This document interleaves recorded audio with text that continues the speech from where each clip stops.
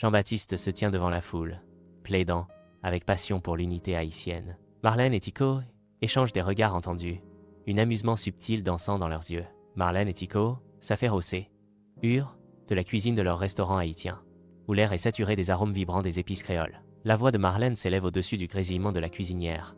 Tu sais, il est vraiment hypocrite ce Jean-Baptiste. Tycho hoche la tête en signe d'accord, sa frustration étant évidente. Ah, ne m'en parle pas. Et à l'enterrement de tante Marie?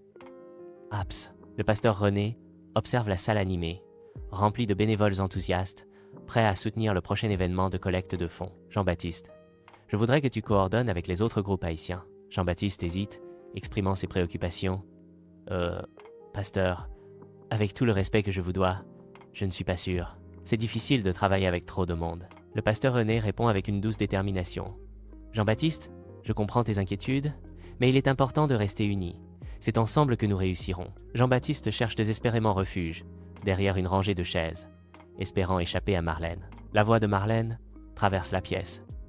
Jean-Baptiste, tu te caches derrière des chaises maintenant. C'est nouveau ça? T'es pas un peu contradictoire? Pris au dépourvu, Jean-Baptiste balbutie. Non, pas du tout. Je voulais juste voir si ces chaises étaient confortables pour le prochain événement. Marlène le met au défi, son scepticisme évident. Ah bon? Parce que t'as l'air vachement à l'aise là, caché comme ça.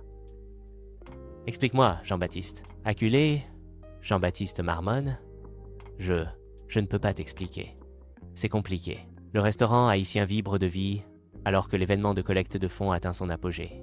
Jean-Baptiste fait une entrée grandiose, l'écharpe d'ambassadeur de l'unité brillant sous les lumières. Il saisit le microphone, prêt à enflammer la foule, avec son message. Je suis ici pour parler d'unité. Sous la faible lueur des lampadaires, Tycho coince Jean-Baptiste, sa frustration palpable. Jean-Baptiste reste calme, le visage pensif tandis que Tycho exprime sa frustration. Je suis frustré par son manque d'action concrète. Jean-Baptiste répond pensivement, le regard distant. Ma vision de l'unité est comme une harmonie lointaine, semblable à la relation entre la Lune et la Terre. Jean-Baptiste est seul chez lui, entouré de souvenirs.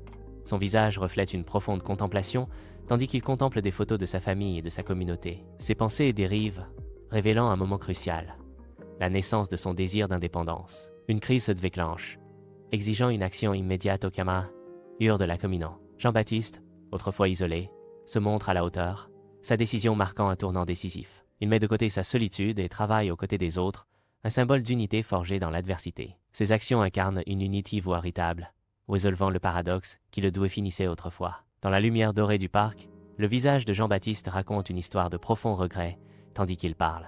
Marlène écoute, son expression s'adoucissant avec compréhension, tandis que la douce brise s'agite autour d'eux. Jean-Baptiste avoue. Je suis rempli de remords, et je veux être plus engagé. Marlène répond avec espoir. J'accepte ton changement avec gentillesse et espoir.